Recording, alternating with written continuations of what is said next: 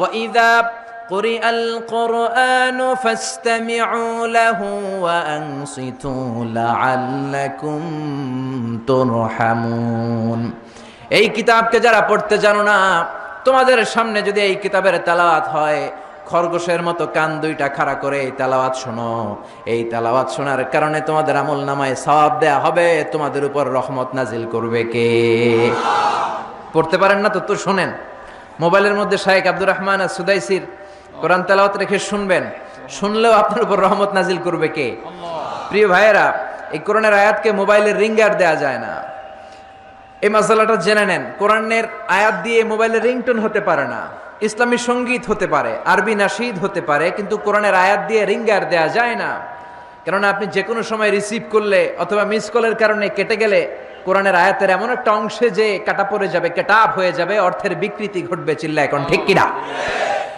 এজন্য মোবাইলের রিঙ্গারে কোরআনের আয়াত দেয়া যাবে না। আল্লাহ বললেন, কোরআন এমন কিতাব, পড়লে সওয়াব, ধরলে সওয়াব, শুনলেও সওয়াব আছে না নাই? মানলেও সওয়াব আছে না নাই? তবে যতটুকু আমার ভাল লাগে অতটুকু মানবো। যতটুকু মানলে আমার ফ্যামিলির জন্য সুবিধা ততটুকু মানবো। যতটুকু মানলে আমার দলের জন্য সুবিধা, নেতার জন্য সুবিধা, নেত্রীর জন্য সুবিধা, শুধু অতটুকু মানবো নাকি পুরোটা মানবো? আপনি যদি বলেন কোরআনের 30 পারা, আমি 29 পারাই মানি, 1 পারা মানি না, মুমিন না কাফের? এই কোরআনের 114 সূরা, বললেন 110টা মানি, 4টা মানি না, মুমিন না কাফের?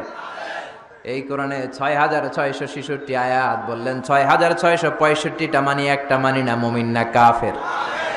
আল্লাহ বললেন, আফাতুমিনুনা বিবাদিল কিতাবি ওয়া তাকফুরুনা বিবাদ। বেছে বেছে নিজের সুবিধা মতো কোরআনের কিছু মানবা, কিছু ছাড়বা। এই যদি তোমার নীতি হয়, চরিত্র হয়, তুমি মুমিন নও, তুমি কাফের। কার কথা?